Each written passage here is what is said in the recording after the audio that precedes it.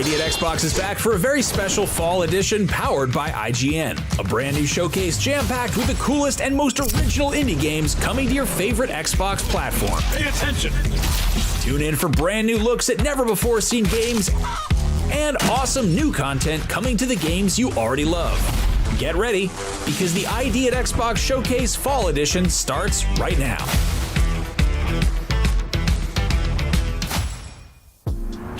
Hello and welcome to the ID at Xbox Fall 2025 Showcase powered by IGN. I'm your host Damon Hatfield, joined by Aliak and Jeffrey Vega. Welcome. Hey, the ID at Xbox Showcase is all about celebrating the coolest and craziest games coming to PC and Xbox platforms soon, and we can't wait to show them all today. So let's do just that. Now, usually we bring you the ID at Xbox Showcase in the summer, but since we're sneaking in a special fall edition of this showcase in before Halloween, why not kick things off with some spooky games headed your way soon? Check it out.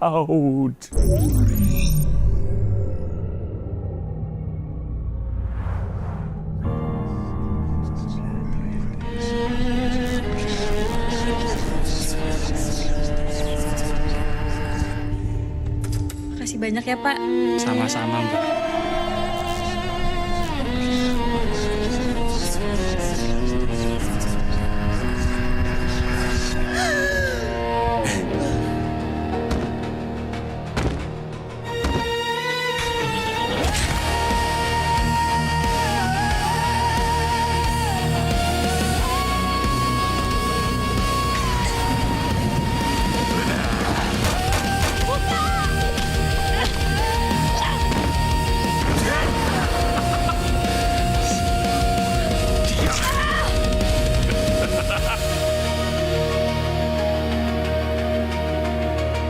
Agni, perlu kamu ketahui, sejengkal saja kamu keluar dan menginjakkan kaki di tempat itu, semua pintu deskupan akan tertutup buatmu. Jangan buat keputusan yang akan kamu sesali. Lila butuh saya.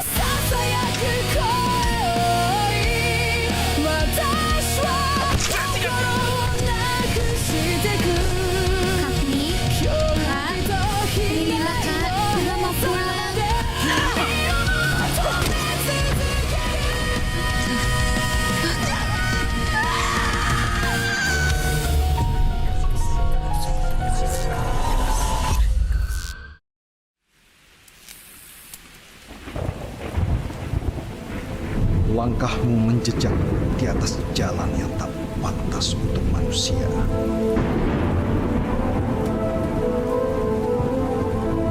Bangunlah, nak. Dunia ini belum selesai denganmu.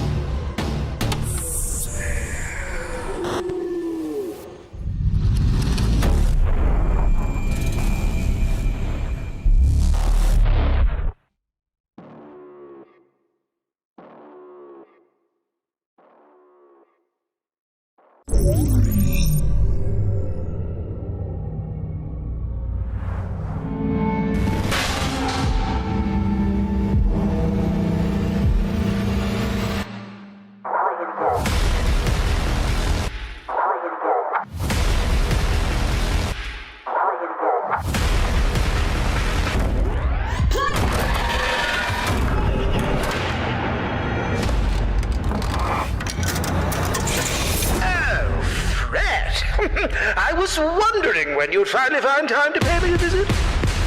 Hello? You're in Harmonic Heights, Fred. The school. Things always look strange here.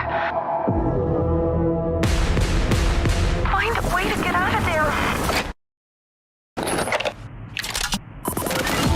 Hey, you. What are you doing here? We're not supposed to be out in the halls at night, but I couldn't help myself. What are these things? I don't know, Fred. Nobody does. Oh, don't look so frightened, my boy. You've come to a rather difficult passage, I'm afraid. The object of your desire is just ahead. Oh, and Fred, she knows you're here. Now run along.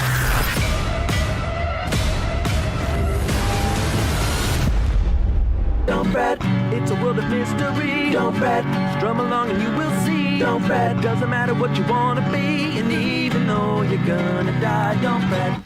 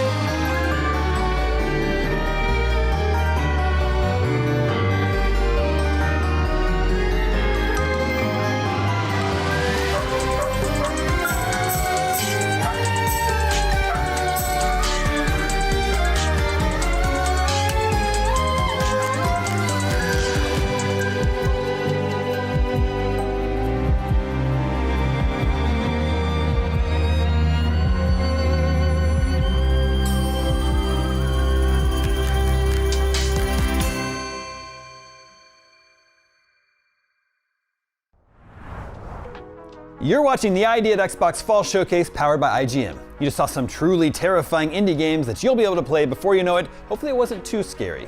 Well, I wasn't scared. I had my eyes open the whole time. Actually, I had my eyes open the whole time, and I saw that you had your eyes closed the whole time. Also, you were curled up in a ball. Okay, fine, you got me. Either way, we promise there's nothing scary in this next surprise, because up next, we're taking a look at a few fantasy-themed games. Indeed. Let's take a look at some awesome new content that's on the way to 33 Immortals, plus check out some equally cool fantasy games right here on the ID at Xbox Showcase.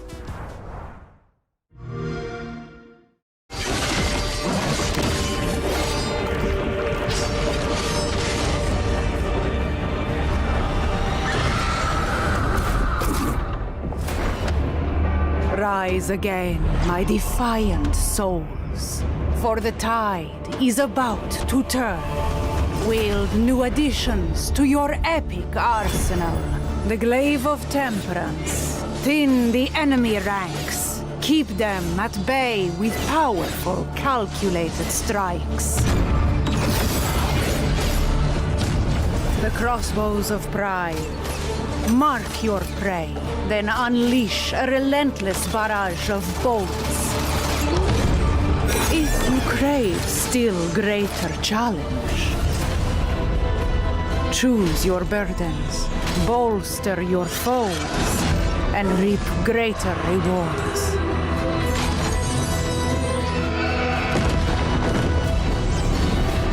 Wicked new torture chambers await you. Purge seals of domination to liberate the chamber. Destroy foul effigies of submission to claim precious relics.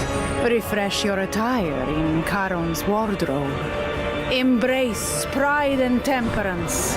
A bold next chapter for 33 Immortals.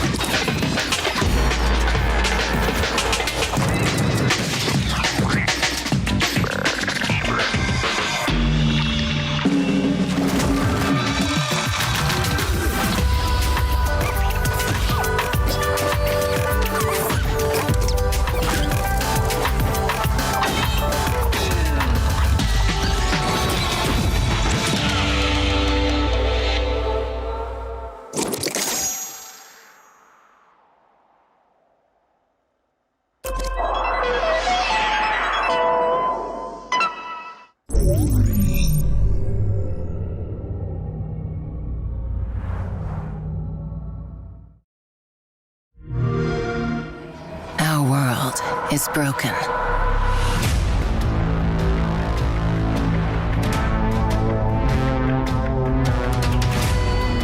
They killed our gods. The Nevermore's reach is growing. Violence is the answer.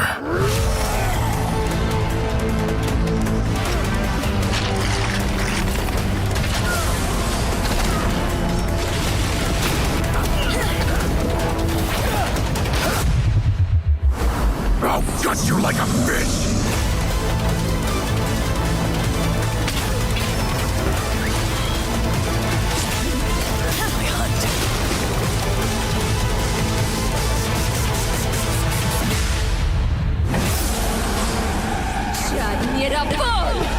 Only death remains. Yes, my barbarian, come to me.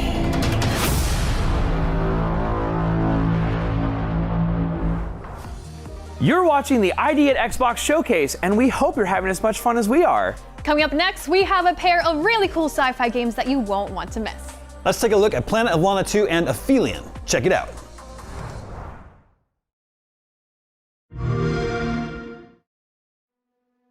Hello, my name is Adam Stjernljus, and with me I have Claes Martin Eriksson, and we're the game directors on Planet of Lana 2, our upcoming game from Wishfully. Yes, hi everyone. We are super excited to finally share some extended gameplay footage with you today for this next chapter of the Planet of Lana saga. So let's get into it.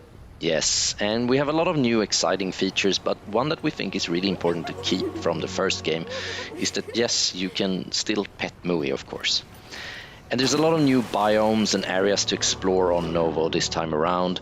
Everything from snowy mountains to dark mines and even urban environments, to just mention a few. But we want to focus here on this area we call Demoa, which is this ocean area. And this time around, Lana can swim and dive freely underwater.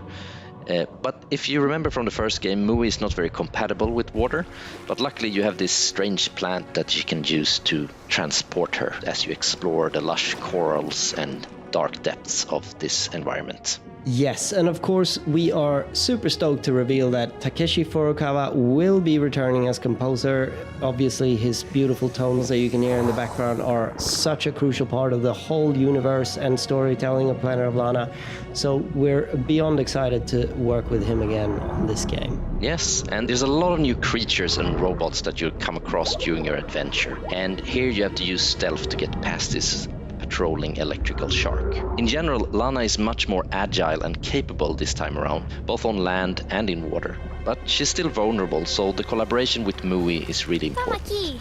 And you use verbal commands to control Mui, and you can now control her all across the screen. And she also has this hypnotic ability that lets you take control of new exciting creatures. Here you can see that you can control this tiny little inkfish that you can swim around with and explore the area. And all these creatures have unique abilities that you can use to your advantage. This inkfish can release an ink cloud that you can use to get past this shark. And that's just one of many examples of how we're expanding the gameplay. Yes, and another thing that of course is expanding is the narrative. Now some time has passed since Lana and Mui liberated Novo from the robot invaders in the first game. And a big focus of the sequel revolves around how the planet has changed with the arrival of this new technology. Now, in this scene, Lana and Mui have been captured by a hostile human faction that have reprogrammed the robots for their own purposes. And as you can see, they are separated and having to work together to try to escape. And this really cuts to the core of the gameplay, like using Lana and Mui's individual abilities to problem solve and progress through the environment makes for some truly dynamic and challenging puzzle solving that we are very excited for everyone to experience in this game.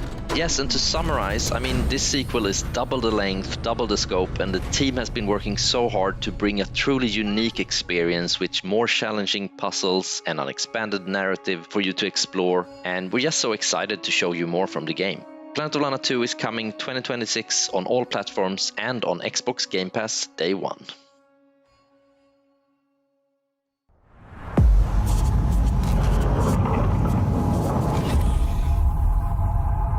Hello?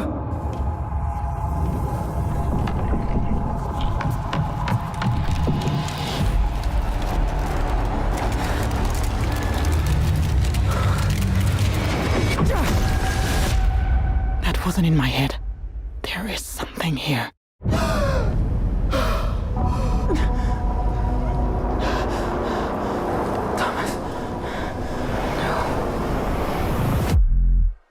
Mission Control. The Hope 1 shuttle has crashed on Persephone. I lost contact with Dr. Montclair.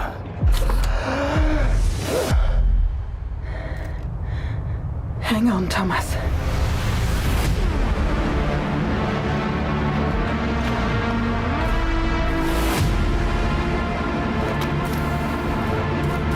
I got this. Oh, shit.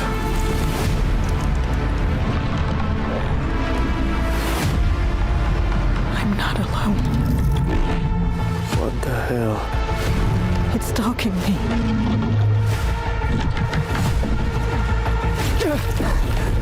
Crap, no! Oh, no. No. Mission Control. Anybody copy?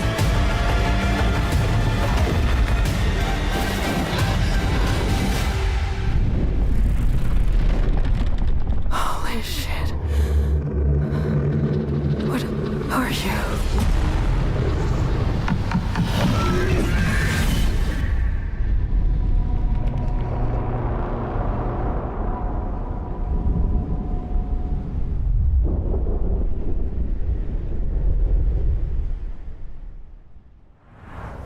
That was Planet of Lana 2 and Aphelion, two really exciting new games you'll get to play soon. Up next, a ton of unique indie games we can't wait to show you right here on the ID at Xbox Showcase. Take a look.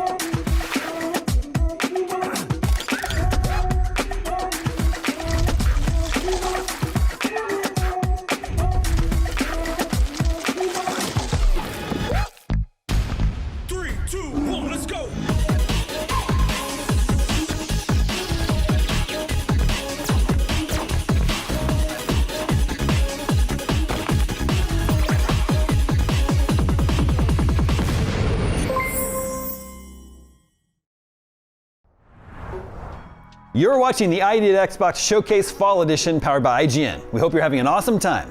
While we have you, we've got some really cool merchandise available right now on the IGN store. Whether you're a fan of the Fallout game franchise or the recent smash hit Clair Obscur Expedition 33, the IGN store has t-shirts, hoodies, collectibles, and more, all celebrating the best in games and entertainment. Just head to store.ign.com and get yourself something nice. Hey, save me a sweatshirt. It's very cold in here. All right, coming up next, we're celebrating both vampires and zombies with some new looks at exciting stuff coming to games like Vampire Survivors and DayZ. Check it out.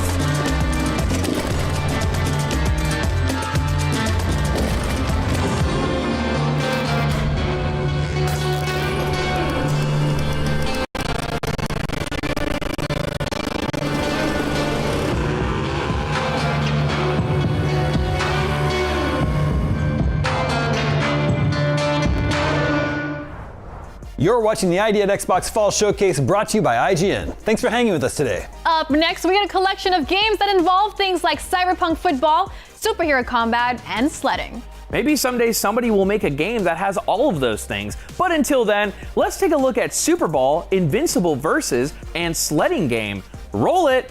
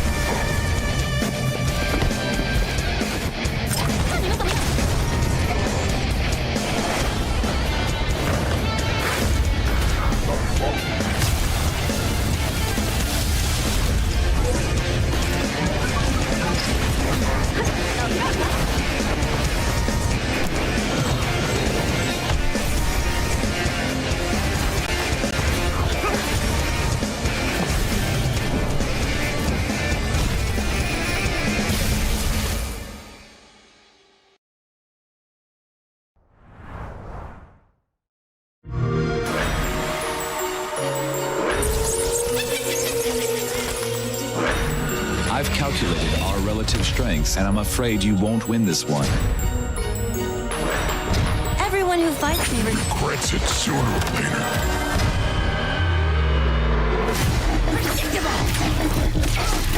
This will hurt. Come now.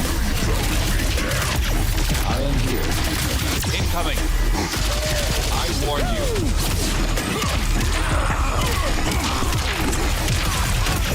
I can help. Prove yourself. Here you go. That's your present. You'll like it. Full power. Ah, shit. Do not move. I warned you. As close as we've become, I can make no exceptions for you. And I'm gonna kick your ass. Like it's never been kicked before.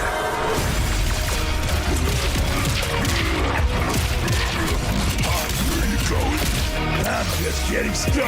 Coming through. Ready? Let's begin. This will hurt. Neutralize. I'm just getting started. Coming through. My plan was not to hurt you. But I come prepared for any contingencies. Going nowhere. Beat down. Let's wrap this up. Oh, you did your best. What? This is it.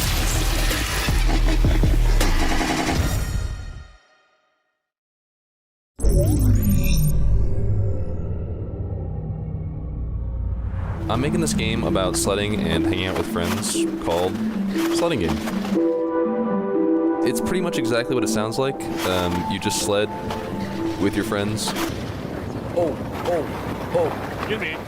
You can race, you can do cool flips and stuff, and when you crash, there's some fun ragdolls, because how can you not love ragdolls? You can also talk to people using proximity chat. Alright, I'm gonna put it all on 23. That's all? Oh, the goal here is to just have fun and hang out. Like, that's it. So if you want to take a break from sledding, you can also just chill. You can build snowmen, you can roast marshmallows, you can even have snowball fights. Lock us in! Lock us in! Oh no, watch out, watch out. I got Luan! Watch out, he's right there. I've actually added a ton of other like fun little random things to do besides sledding. You can also play darts or go curling. Perfect. Or drink hot cocoa. Or fish. People love fishing. I'm gonna catch a whale on my next one. Yeah, I haven't caught a whale. Oh my, dude, this is the day. There's also a karaoke mic in the lodge.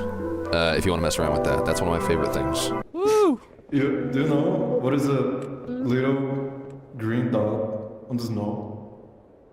What? Oh, never mind. That joke doesn't make any sense in English. But yeah, I've been developing this game on my own, and it's honestly crazy how far it's come. And now I'm really excited to share that Sledding Game is coming to Xbox and Game Pass. So yeah, that's Sledding Game. Can't wait for you to try it. Ooh, looks like sports and fighting game fans will be eating good real soon. Up next, Raw Fury is one of the most passionate video game publishers out right now. Stick around because we'll be right back after this.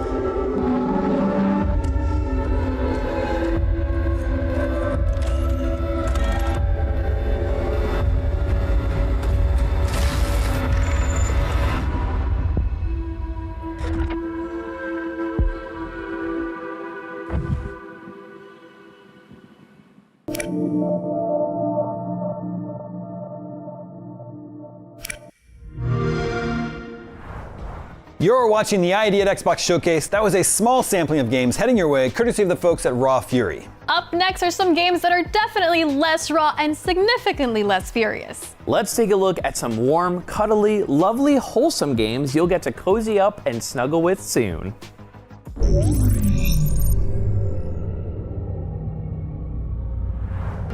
Well, Egg, here we go again.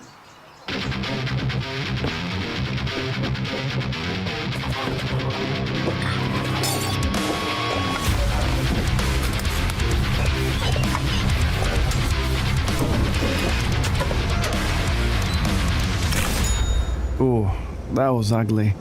You'll do better next time.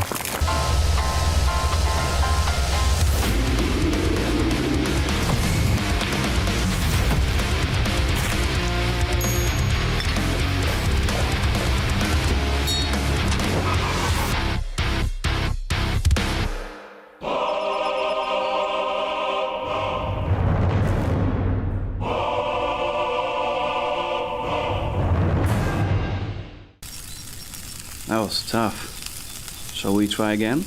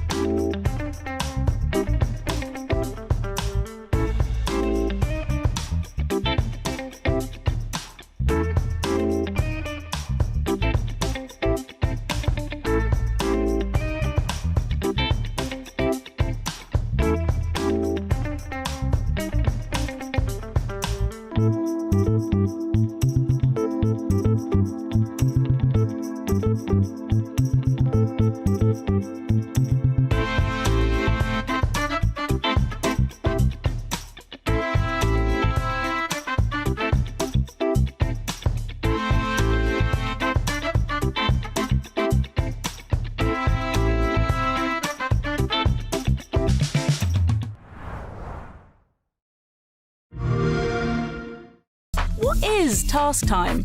Who can play it? Is it fun? How did this end up in a Halloween-themed Xbox showcase? We will answer some of those questions and more right now.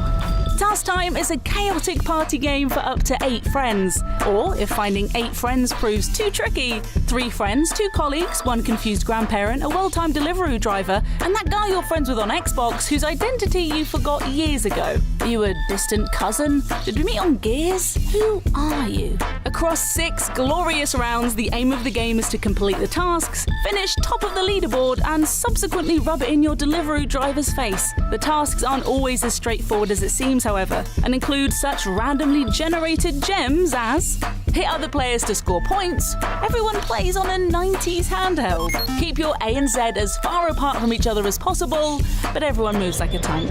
Hit other players to score points. Getting hit loses points. Everyone uses a selfie stick. From some of the people that worked on Gang Beasts and Fall Guys, Task Time is coming soon and promises to be your new favourite friend slot. Well, that just about wraps us up for the ID at Xbox Fall Edition Showcase. From all of us here at IGN, thank you for hanging out with us today. These showcases are always fun to be a part of. And because we here at IGN are always working on bringing you cool events, here's a friendly reminder that we're just a few months away from IGN's annual Game of the Year Awards this December.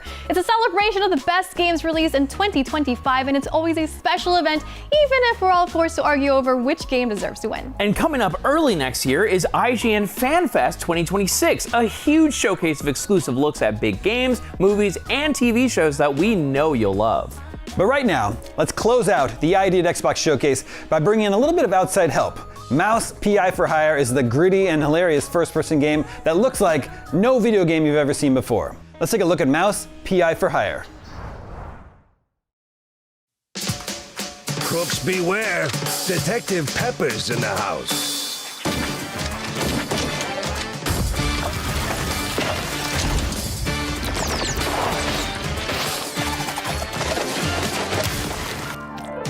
Our studio combines 2 worlds. We combine game dev with animation.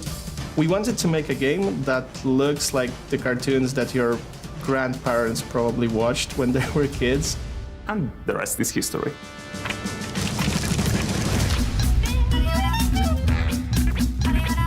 Mouse PI for Hire for me is unique. They won't even know what hit them. Surprising. My hero! Wacky, extraordinary. More than just an old-school shooter. It's a game like I've never played before. Are you ready for a sneak peek of what we are cooking here?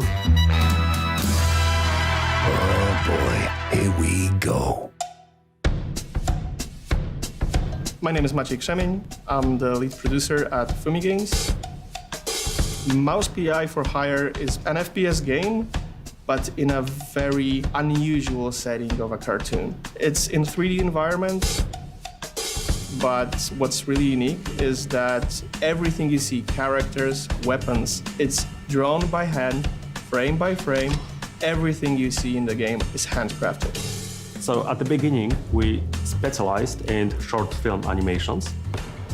But I always think that people should have the possibility and space to be creative. So when Michał Rostek, our art director, came to me with this great idea, I knew he was onto something.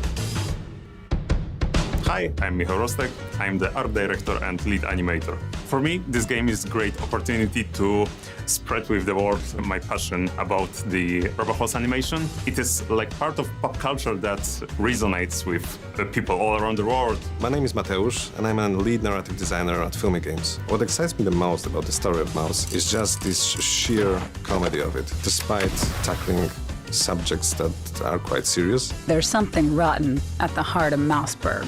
I'm Łukasz Błaszczyk. I'm the lead game designer for Mouse PI for Hire. What I hope that fans will learn from this video is that it isn't just another copy-paste of a boomer shooter. You're gonna meet NPCs, you're gonna learn the world, you're gonna find a deep, engaging story. We've designed the game around you having fun.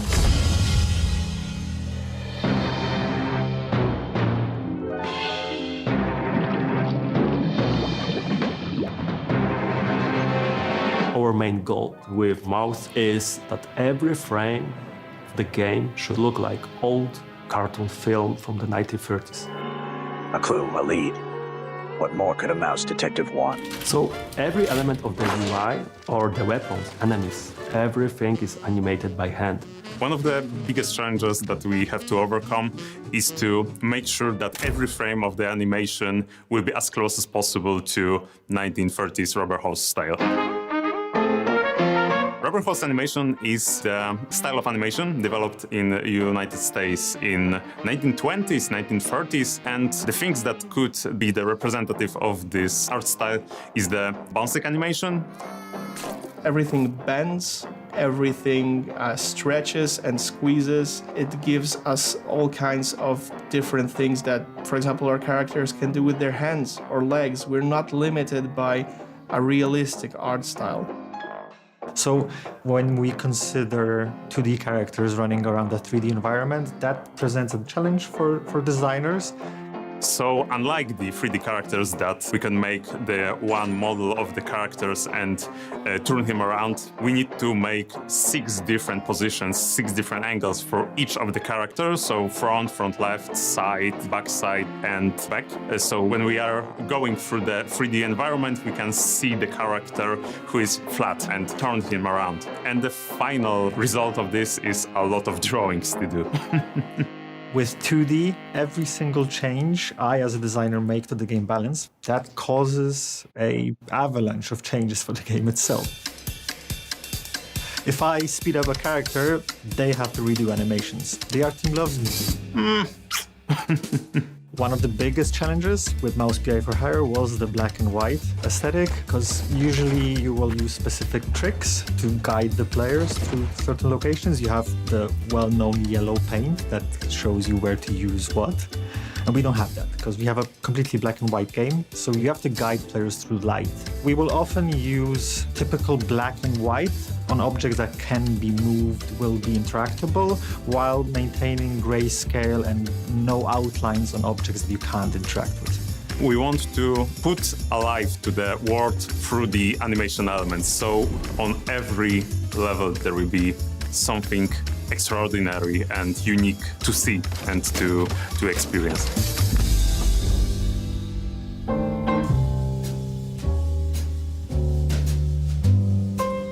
The world of Mouse PI for Hire is a sprawling world that we were working hard on making as believable as it can be in a rubber hose style. And as such, it's a little bit comedic and it's a little bit serious when it needs to be.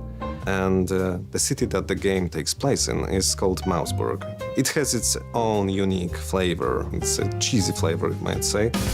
Call me a cheesehead, but that elevator wasn't here before. Most of the society in Mouseburg consists of mice, but there are also shrews and rats as well. But with a society this diverse, it sometimes creates some friction. And our protagonist, Jack, is put in the middle of those situations where the friction occurs. And it's up to us to solve those problems in many different ways.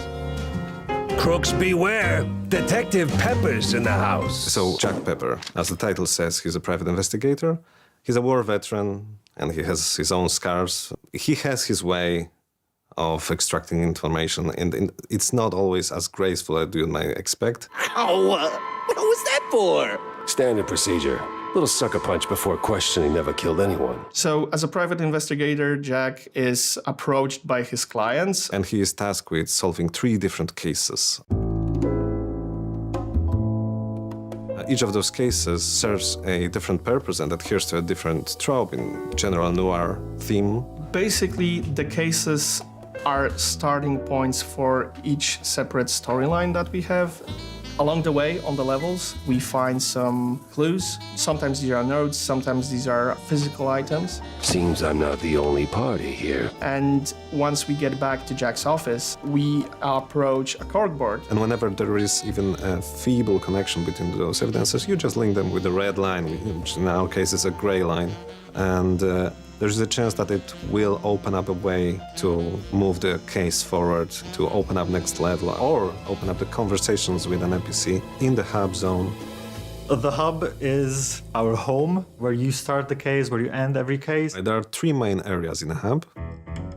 Jack's office, the pub called Little Big that is run by John Brown, Jack's friend. And there's Tammy's workshop, when you can upgrade your weapons and just talk to her whenever your heart's desire. What's up, Jack? When you visit the Little Big pub, you can encounter 3 different NPCs. Each of them serves as a handler for a different minigame, one of which is a collectible baseball card game. You can collect cards throughout the whole world. Almost every single level has at least one hidden somewhere, and based on that you can build your own deck of cards. In our minigames, you can sometimes win hints, additional clues, or parts for some upgrades. So whenever you're stuck with your current case, there's always someone to talk to in the hub. I'm Igor. Igor, not Igor. And as soon as you have your next steps figured out, then you can go just find your car, and as soon as you interact with it, you're being transported into overworld map, through which you can traverse with a little nicely painted car and arrive at the specific destination that the case urges you to go to. Mouse PR for Hire has more than 10 biomes. Every single biome has somewhere between 1 to 4 levels in it. Since the story is set in the noir style, we thought that every level in the game should be inspired by locations from the cartoons from that era. We want to make sure that the levels will be not only full of variety of places, but also will be as wacky, as cartoony as possible. Well done, genius! You broke the damn air duct! Streets is one of the earlier levels within the game. So, when you first enter the level, you find complete chaos on the streets. Don't hurt me, officer! It was just a little cheese stick on the sidewalk. You will see shrews getting beat up, you will see them getting kidnapped, you will see them disappearing. And yeah, you will see how police officers aren't really there to protect anyone anymore. Well, that was a speeding ticket for sure. Your goal on the streets level is to enter the police station and find out what's going on to the larger population of Mouseburg itself. There are enemies running around left and right. You will fight enemies that you haven't seen before, especially in the previous parts of the game. Here's Jacko. You will have cops that use batons and try to pacify you with them. So enemies, enemies, enemies. Before that, the previous levels were more toned down when it comes to the types of encounters and the amount of enemies you encounter, and this time when they will come at you with everything they have.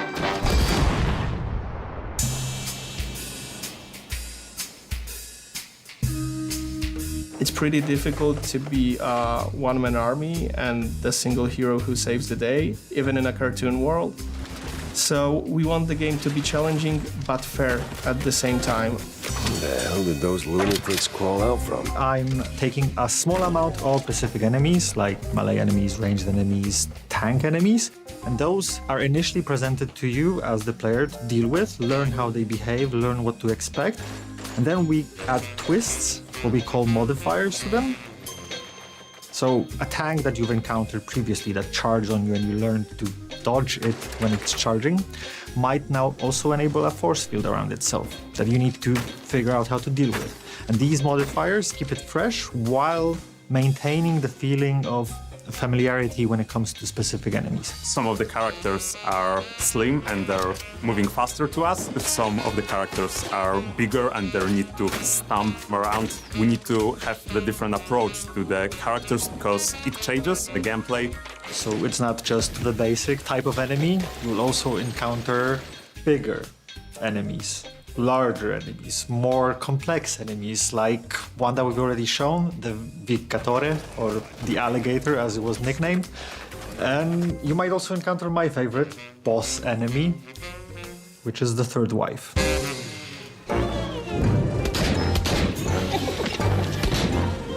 Once you encounter a specific enemy, you would want to choose a specific weapon. We have a standard roster of weapons, so you get a pistol. Obviously, you have a shotgun, a Tommy gun. But since it's a cartoon world, there is a freeze gun. With this portable freezer, your meat and dairy will stay preserved until the end of time. There is what we call a conscious gun, which is basically a brain in a jar attached to a weapon. With our device at hand, making friends becomes mind-blowingly easy. The cartoon cannon, it's a cannon, so what do you expect? Sometimes you knock, sometimes you knock it down. The alt-fire mode, on the other hand, it will allow you to use that loaded cannonball in the weapon, smash it into pieces, and fire a burst of smaller projectiles if you want to deal with more enemies at the same time. Weapons in the game will also be upgradable. There's a progression path you can follow as a player, so it's not just I gain the weapon and that's it. I can also improve it. I'll gain additional firing modes to that weapon. So every single weapon that you encounter as a player or unlock as a player should feel fresh, not a copy-paste of something you already found. So our approach was to give every single weapon a feeling of that's a perfect weapon for that specific enemy. However, how we designed it and how players use it might be a completely different scenarios. You need to feel like you actually deal a lot of damage. So we managed to achieve that both animation-wise and sound-wise. We understand that what players feel, it's always a blend of what you see and what you hear on screen, right? So obviously the first and the most important part was to make sure that the sound design properly accompanies the gunplay. So we have to balance our sound effects to sound pretty oomphy in a kind of way. You need to feel like you're shooting someone in the face sometime, right? We also need to make sure that the music in game sounds like the old cartoons that we refer to. So what we did, and it's actually a feature that we are really proud of, is we added a couple of different distortion filters to the sound in the game that you can choose from. Starting with a filter that sounds like very early wax cylinder recordings with a heavy distortion. You can choose to use a filter that resembles, say, 1930s/1940s vinyl records. Obviously, if you want your sound in mouse to be crispy clean, that's fine. You can opt to do that. So we want the players to be able to customize their sound experience to an extent, which is pretty cool because it does change how it feels.